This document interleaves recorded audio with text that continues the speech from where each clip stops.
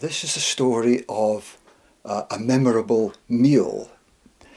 Not the kind of meal that you would think of, say, at a birthday party or Christmas or on a holiday cruise or anything like that. Not that kind of meal. This is about a plate of food, a memorable plate of food.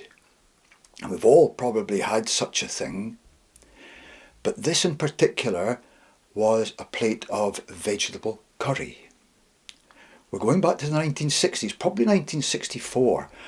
Our mum, my sister and I, Margaret, who was younger than me, our mum made really good grub, good wholesome basic grub. But in the 1960s along came something exotic. You could get a tub of curry powder. Now, what my mum did, her idea of an Indian curry was to put a very large pot of boiling water on the cooker, chop up loads of potatoes, carrots, cabbage, turnips, whatever, and just plonk in the pot and boil away and let the water reduce until it got down to a kind of a lumpy sludge, and then out would come the exotic curry powder. And she would shovel a few spoons of curry powder in amongst these vegetables and claimed that this was vegetable curry. And it was. It was. There was no rice or anything fancy with it, no naan bread. Just, you got a plate of wonderful sludge which filled the house with fabulous aromas. So this is the story about a plate of vegetable curry, but a particular plate of vegetable curry. Now, also round about 1964, I was given a bicycle. I hadn't had a bicycle up to this stage, and neighbours, I was living in Brakefield Road with my family, Brakefield Road in Sandwick in Shetland, and just down the road from us were Melina and Joni Guthrie, lovely people. Their son Ian, who was a bit older than me, had a bicycle, but he'd just left home and gone to art college in Aberdeen, and wasn't at home to use his bicycle anymore. And Joni and Melina, whether they asked Ian or not, I don't know, but they very kindly gave me Ian's bicycle, and I was so grateful for that bicycle. This was fantastic. This changed my life. And just as a by the by, I never knew Ian back then, but got to know him in more recent years. And Ian has been able to tell me that bicycle was a rally and didn't have gears. It was just a single speed, but it freewheeled, a basic rally bicycle. That was great. That was marvellous. But what was particularly good about it was it helped me coping with the loss of my father. Now, this happened, a good few years earlier when I was 8 years old. Dad died suddenly and very tragically, and we had to leave where we stayed and relocate, so it was like a shutter coming down on my dad's side of the family, and there was no way of visiting his grave or anything like that. We were miles and miles away, living in Shetland, and because he'd been ill for a number of years, the only memories I had of my dad were that he did enjoy gardening. So, since I was a kid, 8 years old, I enjoyed gardening, and I still do. It's just something that I feel very comfortable with, and way back then, when I was a kid and a teenager and growing up, it helped me deal with the loss of my dad. And lots of people have different ways of dealing with their grief. Lots of people lose loved ones and that, but when you're a kid, it's really difficult. You need something. So gardening was the thing. Up in Shetland, there wasn't much you could grow back in the late 50s and 60s. Maybe a few spuds. Rhubarb, yes, could grow rhubarb. And I used to grow marrows and still do. Still got one growing in the garden just now. So gardening, that helped me. But one other thing I knew about my dad was that he enjoyed cycling. I never saw him on a bicycle. I saw him in a wheelchair, but of course never on a bicycle. But I do recall as a kid seeing a photograph of him with other young people. They all looked as if they were kind of late teens, with bicycles as a group. And I also saw a small badge. I can remember this badge that said the West Wilts Wheelers Club. So my dad was in a cycling club when he was young and fit and able. And in 1964, getting this bicycle, I thought this was fantastic. This was more in the way of a coping mechanism with grief. It helped hugely. I got on that bike and I cycled around Sandwich. This was fabulous. It was as if my dad was with me. I really enjoyed it, and I would go further and further away on this bicycle. And one day I even went as far as from Sandwich to Lerwick, which was 15 miles away. 15 miles there, and of course I had to come back again, another 30 miles on this bicycle. My dad would have been so proud of me, and I really felt that this was just great. I was now doing something that my dad would be proud of. I was growing some vegetables and I was cycling my bike, and that was wonderful. But then it crossed my mind that maybe I could do more than just cycle to Lerwick and back, which was 30 miles. Maybe, what if I could do 50 miles? I thought it would be, and I thought, oh, hang on. Why 50? Why stop at that? Why not the big ton, 100 miles? Why not cycle 100 miles?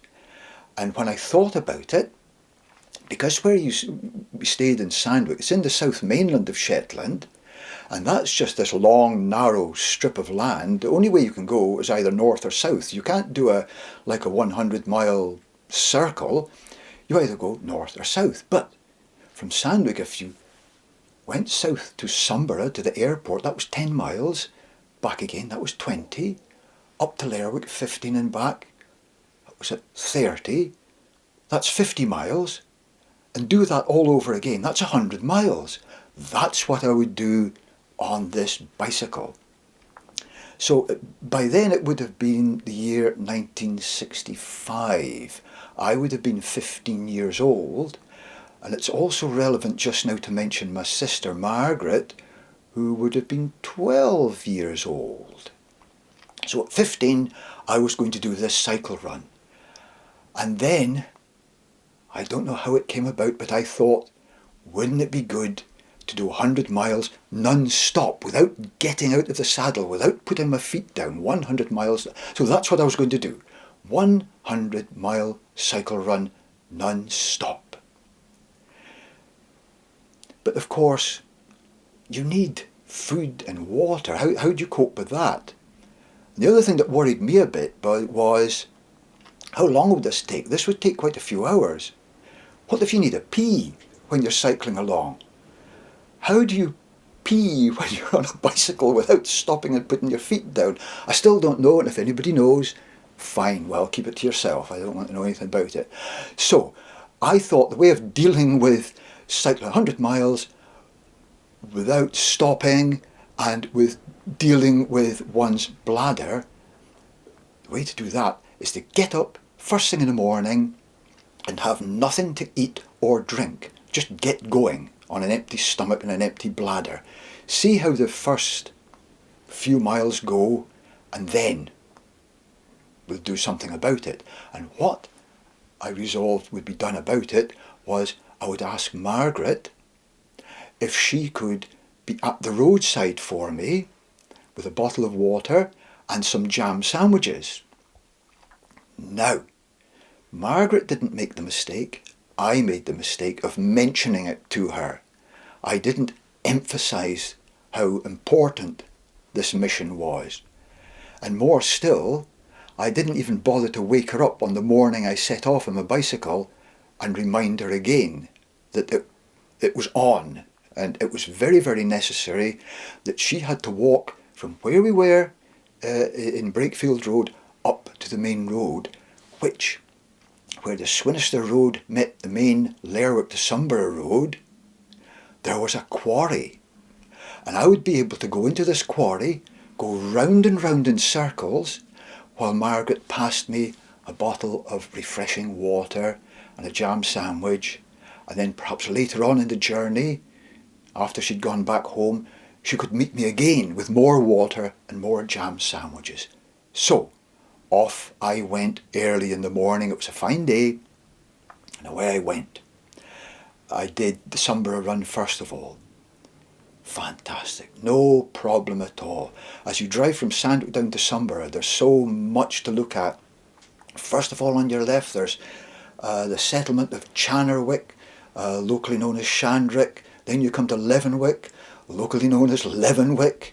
And then on the right-hand side, up on the top of Mossy Hill, there were the great big dishes, the military dishes that helped us with give us a 3-minute warning. If the Soviet Union was going to invade us, we would get 3 minutes warning to say goodbye to our loved ones and to visit the toilet before it was all over. Oh, by heck, I thought when the BBC made that announcement, you've got 3 minutes to live, I don't think I would need to have gone to the toilet. I would have already gone. But anyway, there we are. That was Mossy Hill. Pedalling on south, lovely little place, Robins Brae, nice little names. And then Sunborough would come into view. Away in the distance, Fair Isle on a clear day. I had a friend from school who lived on Fair Isle, Neil Thompson, and I met him in more recent years. Everybody from Fair Isle was given the name of a bird. They were all given bird nicknames. And only, a few years ago now, but when we were elderly gentlemen, I met Neil Thompson at a party, and I introduced myself and I said, "It's Neil, isn't it?" And he quickly corrected me and said, "Budgie." I thought, well, yes, that was his name, Budgie. So there was Fair Isle in the distance, Sunborough Lighthouse, fantastic place. As kids, we would go there. The lighthouse keeper would take us up to the top of the tower, and we could see the big lamp, the big unit turning around, and he explained to us how it floated in a bath of mercury. Mercury. Dangerous stuff, mercury. What would he invite us to do? To try and plunge our hands in the mercury, and we would push our hands and try and get into the mercury. Those are the days of sensible health and safety. But anyway, there was all that to take in as I cycled south and down to Sunborough Airport. Those 10 miles flew by. They absolutely flew by. I turned around, cycled back up again, and there were the same lovely views and all the same stuff, seen it in a different direction. I got back up to the quarry, the main road, Sandwick, in record time. That was 20 miles done, and I was feeling good, and my sister would be there waiting with a bottle of refreshing water and a jam sandwich, and she wasn't. And I cycled round and round, and she definitely wasn't on the way there. And from the quarry, looking down into Sandwick, I could see our house at Brakefield Road, and I could see the road, and there was no sister, no Margaret. But it didn't really matter too much. I'd done 20 miles and everything was going well. So off I went up to Lerwick. Great, marvellous. Plenty to see through Coningsborough. Past it, you don't go into it, but you go past Fladabister on your right hand side. What a lovely name, place name, Fladabister. And then Quarf, great place, Quarf. In later years, yes, me and my friends would go to dances in the Quarf Hall. We'd go to the lounge bar in Lerwick, tank up there on a few pints of beer, get the bus down to Quarf. Great time there, and how we got from Quarf to 10 miles back home is beyond me in the early hours of the morning. But anyway, yes, that was Quarf, and then Lerwick, and everybody knows Lerwick. Yes, that's a fine place. And I cycled to the town hall. I thought that would be the point to go to in Lerwick. Cycled at the town hall, turned around and cycled back out again. By then I'm starting to feel a bit tired. I'll have done 20, 35 miles without stopping. Feel a bit tired, feeling a bit thirsty and a bit peckish. So really, really looking forward to getting through the next 15 miles south to Sandwick, where my sister would certainly be waiting. And I got there and I swung into the quarry, and there was no sister, no Margaret, nothing that even resembled her, no bottle of water, no jam sandwich, nothing. And I cycled round and round, getting rather worried. And I looked down the road to her house. There was no sign of her.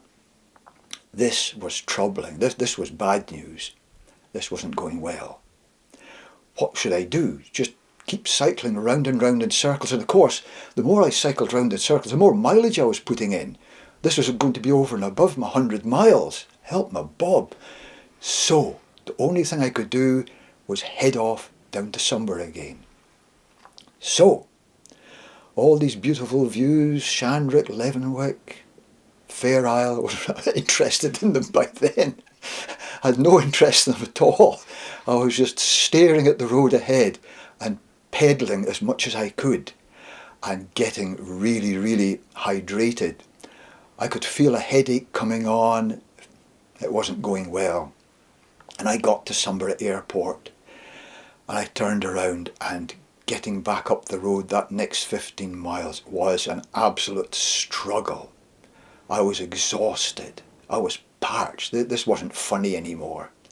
But the only thing that kept me going was the thought that my dad was watching me and how proud he would be of me. I had to keep going. I couldn't give up. And in any case, there was no doubt about it this time. Margaret would be waiting for me in the quarry. And I got to the quarry and she wasn't waiting for me.